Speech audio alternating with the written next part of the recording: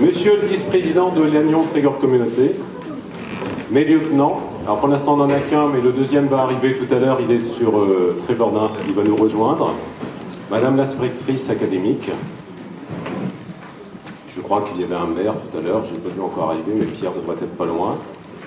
Mesdames, messieurs les élus, mesdames, mesdemoiselles, messieurs, je vous prie d'excuser Madame le sous-préfet, Madame la députée, le président de l'Agnon Trégor Communauté, qui est représenté par son vice-président, et mes collègues maires et élus qui ne peuvent être parmi nous ce soir.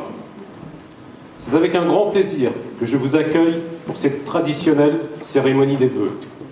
Moment privilégié de rencontre et de convivialité. Je vous remercie d'avoir, comme des années précédentes, répondu nombreux à cette invitation. Que l'année 2016 vous garde en bonne santé physique et morale. Qu'elle soit propice à l'épanouissement de votre vie personnelle, de votre vie professionnelle et de votre vie associative. Que cette nouvelle année soit une année de joie et de bonheur. Je sais que cela peut paraître paradoxal de parler de joie et de bonheur, alors que des événements récents ont frappé notre démocratie de manière odieuse.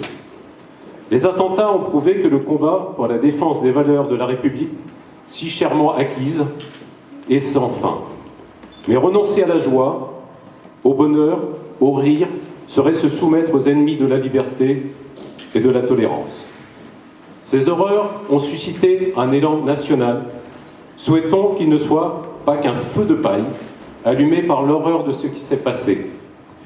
Que cet élan perdure, qu'il se traduise par des actions en faveur de la tolérance, du respect de l'autre et de vivre ensemble. Car il importe de rétablir dans notre nation cette cohésion sociale forte et de donner du sens à notre effort collectif. Continuons donc de vivre. Je souhaite à toutes les personnes qui ont été dans la peine en 2015 de retrouver espoir et joie en cette année 2016. Je souhaite la bienvenue aux nouveaux Trégastellois. Je les assure de nos sentiments cordiaux et de notre solidarité. Notre cadre de vie est magnifique, qu'ils y trouvent tous des conditions favorables pour y être heureux. Enfin, je remercie les Trégastellois bénévoles qui, individuellement ou à travers des associations, se mettent au service de leurs concitoyens et à celui de nombreux visiteurs. Grâce à vous tous, notre commune est riche de nombreuses animations, au demeurant très variées. Continuez de nous transmettre votre enthousiasme et votre dynamisme. J'exprime ma reconnaissance à toutes les présidentes et tous les présidents des associations. Par votre engagement, vous maintenez une qualité de service appréciable dans notre commune. Voilà les vœux que je formule pour l'ensemble des Trégastellois et des Trégastelloises en ce début 2016. 2016 sera, sur tous les plans, une année particulière dans la vie communale. C'est une année charnière. Elle verra le résultat de tous les efforts que vous avez consenti à faire en nous accompagnant durant ces 7 années de rigueur budgétaire. Comme le disait Henry Ford, quand tout semble contre vous, souvenez-vous que l'avion décolle face au vent et non avec lui. En somme, nous ne sommes pas allés dans le sens du vent des hausses d'impôts locaux, et ceci en dépit des baisses des dotations de l'État d'une part, et de la hausse folle des intérêts complémentaires de feu des emprunts toxiques d'autre part. Se lamenter devant l'État de fait était inutile. Il fallait, face aux réalités, se montrer combatif, inventif, créatif pour atteindre nos objectifs et maintenir le niveau actuel des services à la population. Vous remarquerez que pour la première fois depuis 7 ans, le thème des emprunts toxiques n'occupe plus la place centrale dans les propos du maire de Trégastel lors des vœux du Nouvel An, et cela fait du bien. Je rends hommage à mon prédécesseur Xavier Martin de Chevalier, qui est avec nous ce soir, qui a commencé le combat en prenant le relais devant l'énormité de la situation. Avec le soutien et la mobilisation des élus et des personnels communaux, j'ai changé de braquet. En m'appuyant sur les compétences, précieuses en la circonstance, de notre directrice générale des services, Madame Yanacon, sur la réactivité de notre comptable, Monsieur Le Borgne, j'ai pu trouver, avec nos partenaires, une issue heureuse à la négociation. En mon nom, et en celui de vous, les Trégastellois, Je les remercie.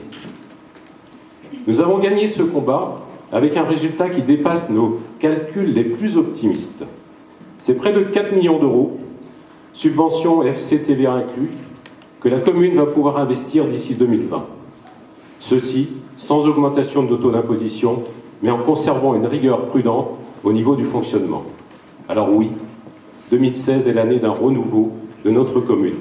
Nous pouvons tous nous en réjouir pour l'avenir de Trégastel.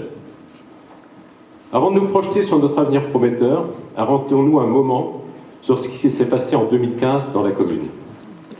Donc un petit coup d'œil sur le rétroviseur 2015. 2015 n'a fait l'objet d'aucun mouvement de personnel, avec un effectif qui reste stable à 32 personnes.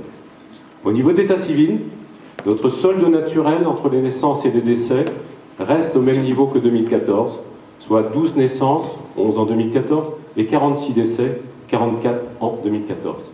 Ce déficit, malheureusement récurrent, est largement compensé par le solde migratoire qui maintient en légère progression le nombre de Trégastellois, soit 2525 au dernier recensement. Malgré les restrictions budgétaires imposées par notre situation particulière, nous avons pu faire un minimum de travaux et d'investissements en 2015. Donc revêtement de surface en bicouche ou enrobé sur des voiries non traitées par le passé, aménagement du chemin du littoral reliant le Cosporce à l'île Renotte, remplacement de 2 portes à la salle Omnisport, remise en état de l'escalier d'accès à la Grève Blanche, protection de la dune de la Grève Rose par des ganivelles, aménagement et développement d'un espace jeune près du centre des congrès, travaux de restauration de toiles et du groupe sculpté, études et conservation du maître-autel de la chapelle de Golgon, acquisition d'une autolaveuse pour le groupe scolaire, rénovation d'appartements au bourg, réfection des sanitaires à l'école maternelle, aménagement de la salle du dolmen pour les associations, remplacement de matériel informatique et de reprographie en mairie et amélioration de l'activité pour les PMR. Les travaux de rénovation du foyer logement de Thilan-Gastel, débutés au mois d'octobre 2014, se sont poursuivis tout au long de 2015. À ce propos, je remercie vivement la directrice, Madame Bonic, et les personnels qui ont assuré la poursuite de toutes les activités et le maintien des résidents dans la structure pendant toute la durée du chantier. Il aura fallu à tous beaucoup de coordination, de flexibilité et d'ingéniosité. Les logements rénovés ont été livrés aux résidents. Ils en apprécient le nouveau confort. Le ravalement du bâtiment sera terminé pour le printemps. Une inauguration aura lieu au mois de mai, suivie d'une porte ouverte. Notre territoire devenant de plus en plus attractif, le tourisme a connu cette année un afflux record. Celui-ci devrait perdurer dans les prochaines années en raison du nouveau périmètre de LTC, donc l'Agnon Trégor Communauté, qui inclut désormais 37 communes. L'Office de tourisme communautaire s'est réorganisé. Notre territoire tout entier a gagné en visibilité. Il s'efforce de proposer des offres touristiques et culturelles variées, structurées et lisibles. Notre patrimoine commun, riche et exceptionnel, est ainsi globalement pris en compte et valorisé, et ce, depuis le littoral jusqu'au bocage de l'intérieur. L'affluence touristique sur Trégastel s'est traduite par des pics de fréquentation de nos équipements liés au tourisme. Sur une journée, nous avons comptabilisé près de 1900 visiteurs à l'aquarium, 1300 clients au Forum de la mer et plus de 1400 passages à l'Office de tourisme. On a comptabilisé cette année 75 760 passages à l'Office de tourisme contre 64 000 en 2014. Cette fréquentation touristique croissante a généré également des évolutions significatives de chiffre d'affaires pour nos commerçants trégastellois, tant au niveau de la zone de Poulpaluc que dans le centre-ville. Dans les années qui viennent, l'activité de nos 2 pôles sera renforcée et accrue par des projets dynamiques. Nous y réfléchissons et travaillerons avec vous. En matière d'urbanisme, la ville de Trégastel se révèle extrêmement attractive. Nous maintenons un niveau de réalisation soutenu avec 34 permis de construire déposés, 105 déclarations préalables, 137 certificats d'urbanisme et 78 déclarations d'intention d'aliéner, c'est-à-dire 78 ventes de maisons ou de biens, soit près du double de 2014.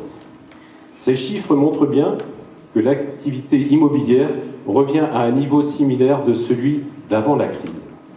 Nous constatons depuis 2 ans un phénomène nouveau avec la diminution sensible de nos maisons secondaires. Ces dernières se transforment en résidence principale. Alors, que va-t-il se passer en 2016 ? Le rôle d'une municipalité, je bois un petit peu d'eau. Le rôle d'une municipalité tient dans la nécessité de favoriser le bien vivre ensemble de ses habitants, de promouvoir des espaces et des moments où nous pouvons nous rencontrer. La qualité de notre cadre de vie est un facteur déterminant pour la réussite de nos projets. Avec toute mon équipe municipale et l'ensemble du Conseil, je garde à l'esprit l'objectif et la volonté de poursuivre la construction d'une ville dynamique et solidaire.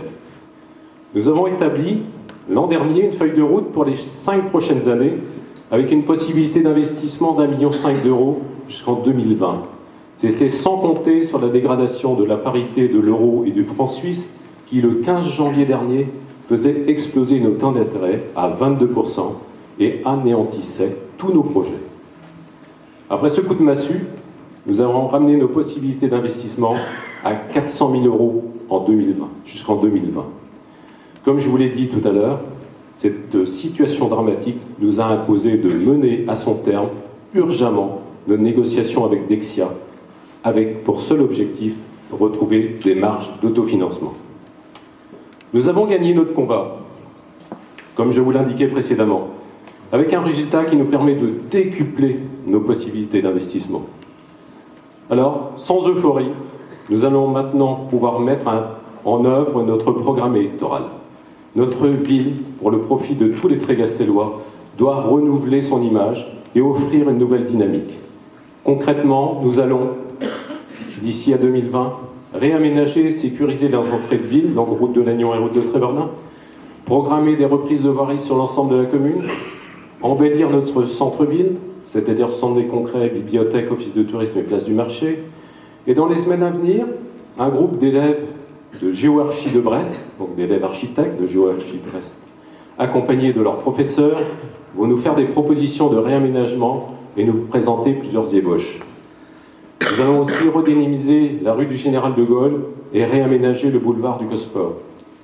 Créer un parcours de santé, une aire de pique-nique, un skatepark pour les jeunes dans le secteur littoral qui va de Poulpalude à Tourony. Réhabiliter totalement les toilettes publiques en commençant par celle du Gosport. Réhabiliter les cabines de bain de la Grève Blanche et du Gosport. Aménager un local de vente à emporter sur la plage de la Grève Blanche. Mettre aux normes d'accessibilité nos bâtiments communaux et lancer une étude de rénovation du presbytère. Un choix définitif dans la programmation de ces travaux sera acté par des commissions travaux et finances et validé au budget primitif lors d'un vote au conseil municipal. En ce qui concerne les travaux à la Grève Rose, la commission des sites, à l'unanimité des membres, vient de donner un avis positif. L'enquête publique se déroulera du 25 janvier au 4 mars. Ensuite, Monsieur le Préfet pourra signer l'arrêté d'autorisation d'effectuer les travaux. Ceux-ci sont estimés à 583 000 euros. Le financement est bouclé. Il sera réparti entre la contribution de l'association syndicale regroupant les riverains impactés d'un montant de 150 000 euros, la contribution de l'État à travers la DETR d'un montant de 245 000 euros, et diverses subventions seront sollicitées, notamment auprès de l'ELTC, et le sol sera pris en charge par la commune. La viabilisation du futur lotissement Sainte-Anne, rue de l'Abbé Bougette, est en cours d'achèvement. La totalité des 32 lots a été attribuée. Nous verrons les premières maisons sortir de terre au cours du second semestre de cette année. L'arrivée de plus d'une centaine de nouveaux Trégastellois, dont des jeunes enfants, viendra enrichir notre population et conforter notre effectif scolaire. En 2016, la commission urbanisme va poursuivre l'élaboration du nouveau plan local d'urbanisme lancé en 2014. Le PADD sera présenté au conseil municipal du printemps, suivra une enquête publique à l'automne pour une validation par le conseil municipal avant le mois de mars 2017. Voilà, tracé à grands traits, le bilan de 2015 et les perspectives de 2016 à 2020. Je conclurai en évoquant la transformation qui s'opère au niveau de tous nos territoires. Transformation qui exige de nous tous, élus, administrés, fonctionnaires municipaux et territoriaux, de la créativité, de la flexibilité, de la collaboration, de la confiance en l'avenir finalement. L'arrivée du Haut-Trégor, et peut-être de la presqu'île des Ardrieux, va porter notre communauté de l'Agnon-Trégor à près de 100 000 habitants. Ce nouveau périmètre doit nous inciter à organiser et à optimiser notre potentiel pour garder notre dynamisme. Notre fonctionnement doit changer de modèle avec la conviction qu'ensemble on est plus fort et qu'en mutualisant on s'enrichit. Le désengagement progressif de l'État, conjugué avec le retrait sur certaines compétences de nos collectivités territoriales, départements et régions, nous impose d'être réactifs et inventifs. Pour notre part, nous sommes totalement favorables à des regroupements de services par pôle de compétences, ce que l'on désigne par le terme de mutualisation. À l'ère du numérique et de la formidable révolution technologique, les communes sont invitées, elles aussi, à s'ouvrir à de nouveaux fonctionnements. Il ne s'agit pas seulement d'optimisation fiscale, mais plus d'une ouverture à un avenir.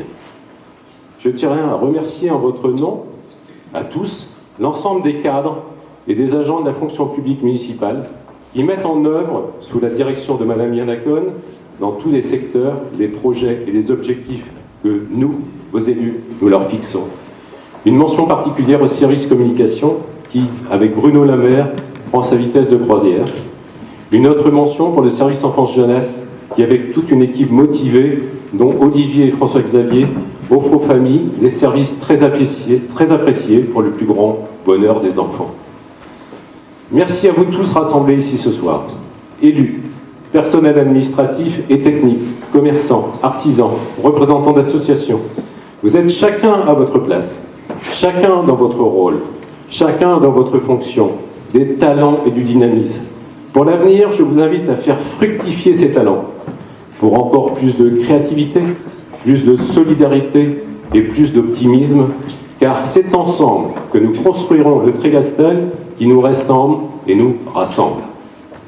Pour clore ces vœux et fêter cette nouvelle année pleine de promesses, je vous invite maintenant à partager un moment de convivialité autour du verre de l'amitié, et j'en profite pour remercier Thierry Desréac, le cuisinier de l'école, pour la préparation de ce cocktail que vous allez apprécier tout de suite. Alors, Blavesmat, et très bonne année 2016 à tous!